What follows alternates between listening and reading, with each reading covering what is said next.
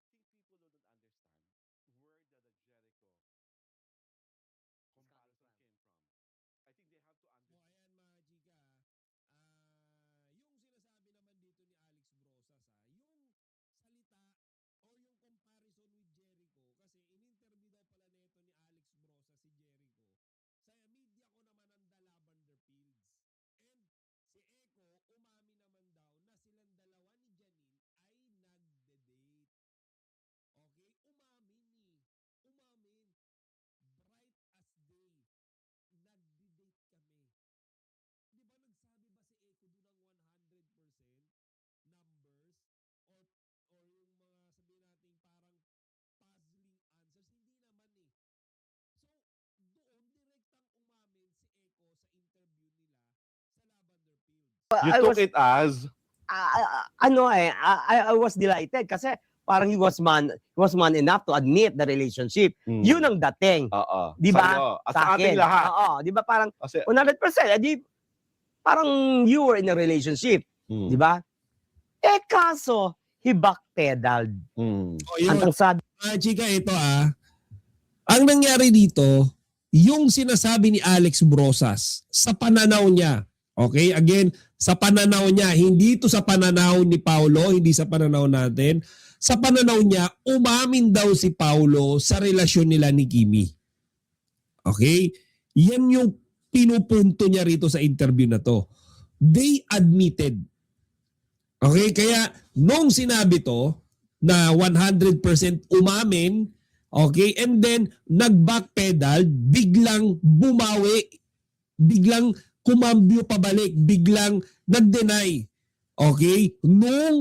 Pakinggan nyo to mga chika, nung si Paulo ay ikikinumpara kay Eko, biglang sinabi daw ni Paulo, I didn't admit anything.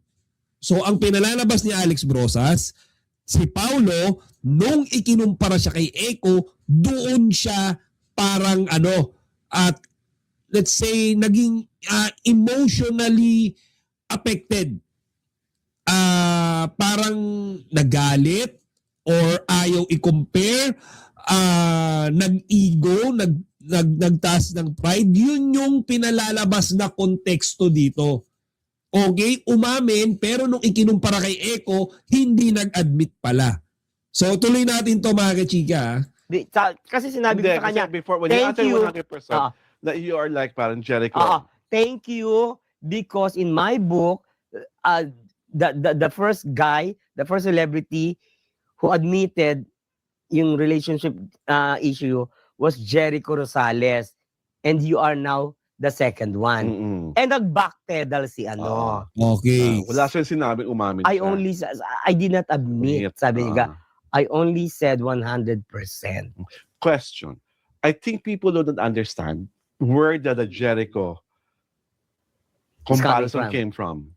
I think they have to So understand. ayan mga chika, yung sinasabi naman dito ni Alex Brosas, yung salita or yung comparison with Jericho, kasi in-interview daw pala nito ni Alex Brosas si Jericho sa media ko naman ang The Lavender Fields.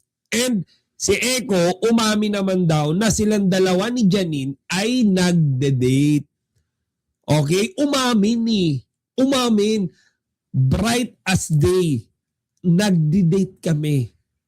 Di ba nagsabi ba si Eko doon ng 100% numbers or yung mga sabihin natin parang puzzling answers? Hindi naman eh. So doon direktang umamin si Eko sa interview nila sa Lavender Fields. Si Paulo mga kachika, wala namang inamin talaga. Ang sinabi niya lang 100%. Di ba? Ngayon, bakit nila babanatan? Bakit? Di ba bakit nila ikukumpara kay Eko? Ang layo-layo ng sagot. Para alam nila kung bakit mo sinabi. Kasi pinapalabas nila na binastos mo si Paolo by saying Jericho, knowing that Jericho is now the boyfriend of Janine Gutierrez na dating ka-love team ni Paolo. Hindi na alam ang logic behind it. Oo nga eh. Say it, Kasi sis. nga wala nga mga utak itong mga bashers na ito. O di ba? Sinabihan niya pang walang utak yung mga bashers. Siya nga mga kachika yung exactly na nagko-compare ng dalawang sagot na sobrang layo sa isa't isa. Ang layo eh. Si Eko sinabi, Janine and I are dating. Nagdi-date kami, lumalabas kami, magkasama kami, together. Publicly niyang in-announce yan. Mga kachika, si Paulo simply mentioned 100%. That's a very broad answers. Hindi yan specific na sinabi ni Paulo nagdi-date kami ni Kimi. So nagbigay lang to ng impression or perception. Okay? Na yung sinagot ni Paulo, umamin. Kaya ikinumpara niya kay Eko. Sino yung mali? Ito si Alex Brosas na nag-presume na umamin si Paulo, or si Paulo mga kachika na from the first place, he just answered very nice and respectfully. Di ba? Ang pagsabi ni Paulo ng 100%, sobrang, alam niyo yun, sobrang respectful, sobrang professional. Wala siyang inamin, wala siyang dininay. Pero kay Alex Brosas, ang pinalalabas niya, umamin na daw si Paulo, kaya niya ikinumpara kay Eko na umamin din before. So, sino yung ano ngayon? Sino yung masasabi mong may mali ngayon? Siyempre si Alex Brosas. Mali yung presumption niya mga kachika. From the start, ba't mo sinasabing umamin si Paulo? Kaya ikinorek siya ni Paulo eh, di ba? Sabi ni Paulo, wait, I didn't admit anything.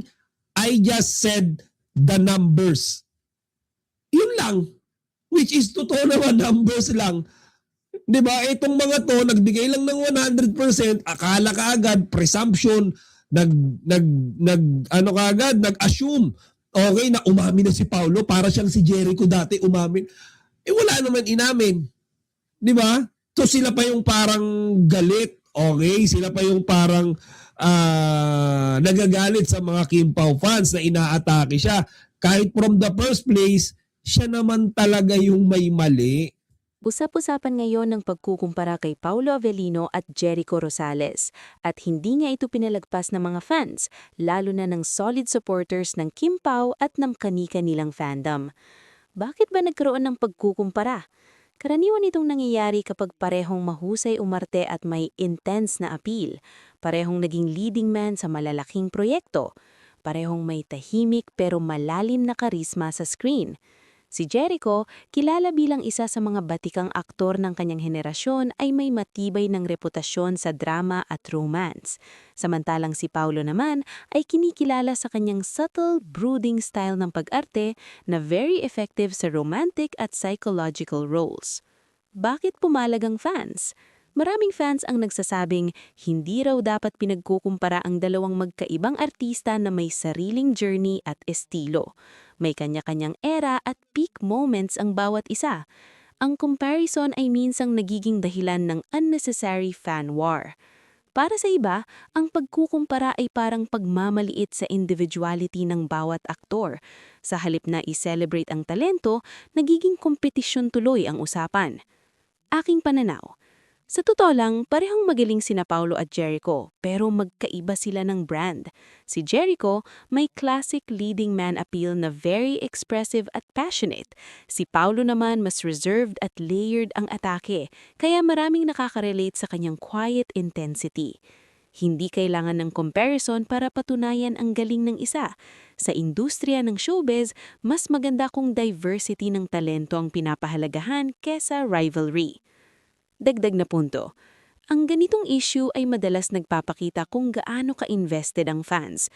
Ibig sabihin, parehong may malakas na suporta ang dalawang aktor at yun ay magandang indikasyon ng kanilang impact sa industriya. Sa huli, hindi ito dapat maging dahilan ng bangayan, kundi mas maging appreciation sa husay ng parehong artista. Ang balitang pagkukumpara kay Paulo Avellino at Jericho Rosales kung saan pumalag ang ilang fans ay hindi na bago sa showbiz, pero lagi pa ring mainit na usapin. Para sa akin, natural lang na maikumpara ang dalawang artista na parehong mahusay at may malalim na screen presence.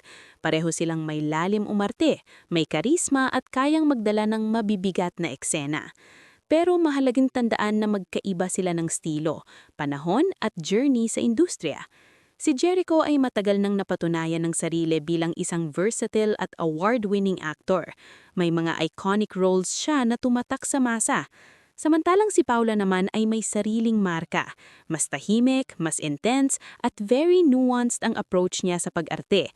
Maraming humahanga sa kanya dahil sa subtle but powerful performances niya. Kaya naiintindihan ko kung bakit pumalag ang fans. Minsan kasi ang comparison ay nagiging parang kompetisyon, imbes na appreciation. Kapag mahal mo ang isang artista, gusto mong irespeto ang individuality niya at hindi siya ikahon sa paghahambing. Sa totoo lang, mas maganda sigurong tignan ito bilang patunay na parehong mataas ang tingin ng publiko sa kanila. Hindi naman sila kailangan maglaban. Pareho silang may lugar at kontribusyon sa industriya. Sa huli, ang mas mahalaga ay patuloy silang nagbibigay ng kalidad na proyekto at napapasaya ang mga manonood. Ang tunay na panalo rito ay ang audience. Sa totoo lang, hindi na bago sa industriya ng showbiz ang ganitong klaseng issue. Kapag may dalawang artista na parehong mahusay, parehong may lalim at parehong may malakas na following, talagang may mga taong magkukumpara sa kanila. Minsan media ang nagsisimula, minsan netizens, at minsan simpleng opinyon lang na lumalaki dahil sa social media. Pero ang tanong, kailangan ba talagang pagbanggain? Si Jericho Rosales ay isa sa mga itinuturing na haliga ng kanyang henerasyon. Ilang dekada na siyang aktibo sa industriya at napatunayan na niya ang kanyang versatility, mapa romance, drama o kahit action. May mga proyekto siyang naging iconic at tumatak sa masa. May maturity at lalim ang kanyang pagganap na hinubog ng panahon at karanasan. Samantalang si Paulo naman ay may sariling marka. Mas tahimik, introspective at very controlled ang emosyon sa kanyang pag-arte. Hindi siya palaging explosive, pero ramdam mo ang intensity sa bawat tingin at bawat linya. Isa siyang aktor na mas pinapahalagahan ang detalye at nuance. Kaya maraming humahanga sa kanya dahil sa subtle but powerful performances niya. Kaya naiintindihan ko kung bakit pumalag ang fans. Minsan kasi ang comparison ay nagiging parang kompetisyon, imbes na appreciation. Kapag mahal mo ang isang artista, gusto mong irespeto ang individuality niya at hindi siya ikahon sa paghahambing. Sa totoo lang, mas maganda sigurong tignan ito bilang patunay na parehong mataas ang tingin ng publiko sa kanila. Hindi naman sila kailangan maglaban, pareho silang may lugar at kontribusyon sa industriya. Sa huli, ang mas mahalaga ay patuloy silang nagbibigay ng kalidad na proyekto at napapasaya ang mga manonood. Ang tunay na panalo rito ay ang audience. May ilang mahalagang punto pang pwedeng idagdag sa isyong ito tungkol sa pagkukumpara kina Paulo Avellino at Jericho Rosales. 1. Generational factor. Magkaiba sila ng henerasyon. Si Jericho ay sumikat noong panahang iba pa ang takbo ng showbiz, mas malimitado ang social media at mas nakatuon sa TV at pelikula ang exposure. Si Paulo naman ay nasa era ng digital age kung saan bawat kilos ay napag-uusapan online. Ibig sabihin, iba ang pressure, iba ang audience engagement at iba ang dynamics ng kasikatan. 2. Evolution ng leading man image. Noong panahon ni Jericho, ang leading man image ay mas expressive at passionate, malakas ang emosyon, dramatic ang delivery. Sa panahon ngayon, mas appreciated ang subtle at layered performances na siyang forte ni Paulo, kaya maraming nakaka-relate sa kanyang quiet intensity. 3. Impact ng social media. Mas mabilis lumaki ang issue ngayon dahil sa social media. Isang opinion lang pwedeng maging trending topic agad. Noon, limitado lang ito sa interviews at tabloids. Ngayon, real-time ang reaksyon ng fans. 4. Posibleng positive angle. Sa ibang pananaw, ang comparison ay indikasyon ng mataas na respeto. Hindi mo ikukumpara ang isang artista sa veterano kung hindi mo nakikita ang potensyal o kalidad sa kanya. Kaya maaaring tignan ito bilang compliment kay Paulo at pagpapatunay ng legacy ni Jericho. 5. Mas magandang diskursyon. Mas makabuluhan sana kung ang usapan ay tungkol sa craft, paano sila maghanda sa role, paano nila i-interpret ang karakter, at paano sila nag-e-evolve bilang artista. Mas nakaka-inspire iyon kaysa sa sino ang mas magaling. Sa kabuuan, ang balitang ito ay mas sumasalamin sa passion ng fans kaysa sa aktwal na issue sa pagitan ng dalawang aktor. Wala namang alitan sa kanila, mas ang fandom ng nagiging emosyonal. Kung tutusin, pareho silang may sariling legacy na binubuo at ipinagpapatuloy. At sa huli, mas panalo ang industriya kapag may iba't ibang klaseng magagaling na artista na sabay-sabay nating napapanood at naa-appreciate.